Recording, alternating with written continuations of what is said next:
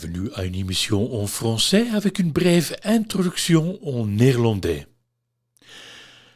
Welkom op een nieuwe uitzending van Beginnen met Erfgoed op Ik Was Hier Live. Mijn naam is Lodewijk Deleu. Op fokwedstrijden zoeken we dieren die voldoen aan de standaard van het ras. De wedstrijden zijn een waar feest en je wint er mooie prijzen. Echter, niet alle dieren voldoen aan de standaard. In het geval van trekpaarden zie je deze laatste verkommeren in de weide of ze worden afgevoerd naar het slachthuis. Max Dumeige was slager in Roubaix en gaat het onderwerp niet uit de weg. Bonjour, je m'appelle Max Dumeige, je suis ancien boucher chevalin à Roubaix. J'ai monté une filière avec monsieur Yann Adam, qui est aujourd'hui directeur du pôle Saint-Lô. Et nous avons monté une filière pour la relance de la race boulonnaise dans les années 90. Et c'était pour l'écoulement des poulains boulonnais mâles et une sélection de façon à avoir le meilleur de la race, pour garder le meilleur de la race. Nous avons monté cette filière. J'étais d'ailleurs le président des Poulains du Nord pour l'abattoir. Faut pas avoir peur de dire que pour une sélection, il faut tuer certaines bêtes qui ne sont pas conformes aux standards de la race. Et à l'époque, à ma boucherie, j'en tuais une cinquantaine et j'en faisais acheter une cinquantaine à des collègues qui étaient bouchers dans la région de Pas-de-Calais et du Nord. Et ceci avec la collaboration de monsieur Blondel Philippe, qui était étalonnier et qui était président ensuite des Boulonnais, qui est un homme qui s'est dévoué énormément à la race boulonnaise. Et aujourd'hui, par la suite, à ma retraite, j'avais des chevaux boulonnais chez moi, à Naour, et j'en faisais l'élevage. J'ai participé à 3 routes du poisson, dont 2 avec des équipages, avec ma fille et ma nièce qui menaient. Et par la suite, disons, j'ai fait un croisement arabo-boulonnais. J'ai un poulain arabo-boulonnais, Vendôme du Comté, qui a été vice-champion de France d'attelage avec Pascaline Mianet, ma nièce. Et aujourd'hui, je suis en retraite, je suis éleveur de chevaux de selle parce que ma petite fille monte en CSO à un haut niveau. Alors, on a changé de catégorie, mais je suis toujours un amoureux du boulonnais puisque aujourd'hui, je suis au concours. Mon parcours il est quand même assez atypique puisque mon grand-père était un gros maquignon. Il achetait 300 poulains boulonnais à peu près, je parle de ça après la guerre 40, même un peu avant. Et il vendait ses chevaux sur les foires dans la Somme, la Saint-Martin, Domaron-Pontieux, Doulan, Hérennes et tout ça. Alors c'est un peu une histoire de famille, le cheval. Et moi, je n'ai pas voulu être maquignon, j'ai voulu être boucher. Et quand j'ai eu l'opportunité, avec l'espace naturel régional de Villeneuve-d'Ascq, et qui avait monsieur Yann Adam comme stagiaire qui s'occupait de la race boulonnaise pour la relance des races locales, c'est comme ça que je me suis impliqué dans le boulonnais de façon à maintenir une race qui m'est chère. Alors, l'importance de la boucherie dans une race, et c'est dommage qu'aujourd'hui, la viande de boucherie chevaline est tombée à 200 grammes par habitant par an en France, alors qu'en 1968, elle était de 2,2 kg par habitant. Et alors, ça fait qu'aujourd'hui, il y a un manque de sélection dans toutes les races. Et alors, on se retrouve avec des chevaux qui ne sont plus vraiment dans le standard de la race, parce que les gens sont amoureux de leurs chevaux, on ne peut pas les tuer, tout ça au détriment des races, alors que depuis toujours, la sélection s'est faite par la boucherie, qu'on le veuille ou pas. Et après tout, personnellement, hier, j'ai encore mangé un steak de cheval. Ma petite fille qui monte à cheval en mange également.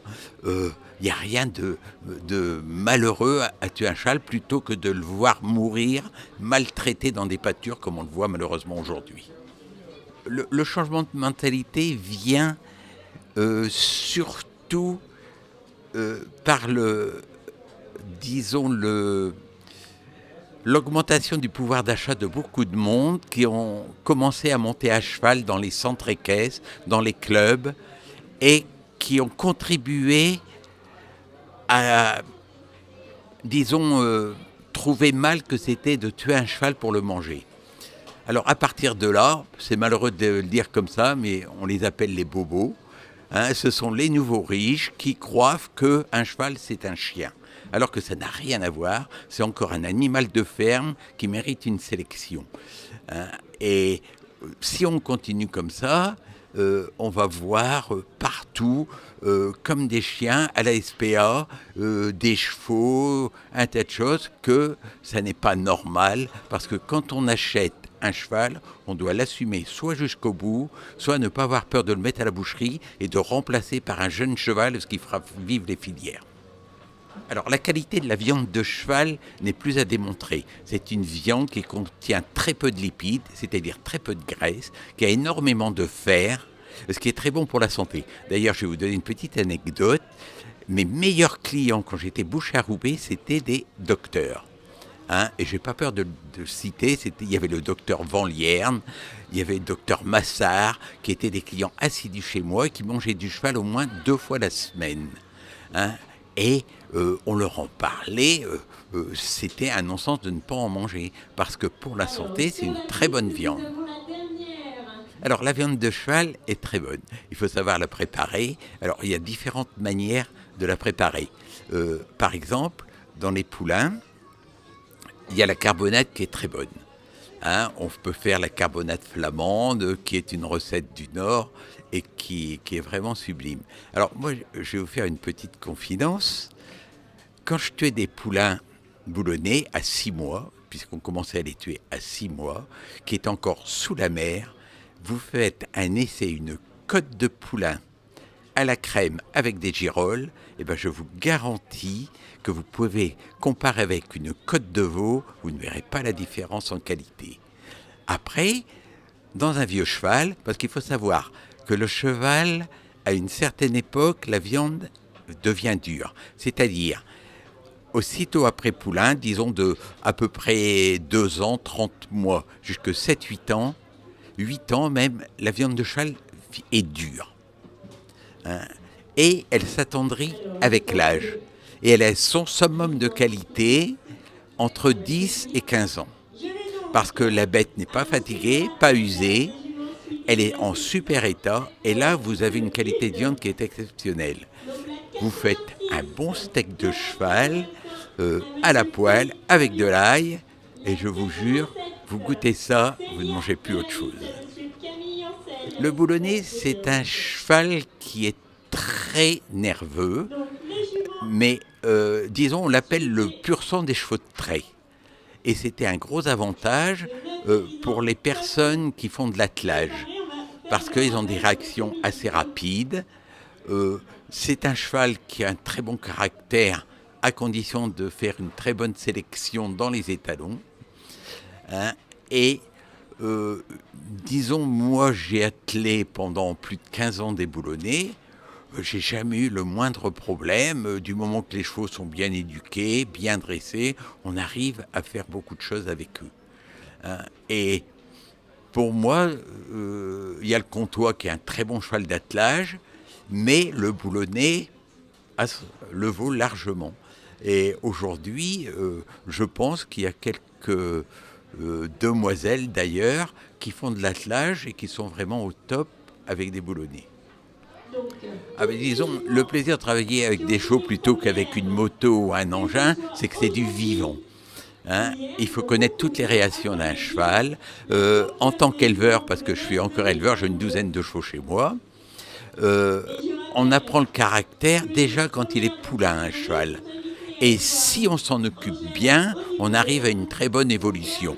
Bon, c'est toujours un animal, il faut être très prudent avec eux, mais un cheval bien dressé, on a des très bons résultats et beaucoup de plaisir avec. Comme dans tout, que ce soit dans les boulonnais, dans n'importe quelle race, il y en a des mauvais. Un mauvais cheval, on l'envoie à l'abattoir, parce qu'il y a beaucoup de bons chevaux qui peuvent être utilisés.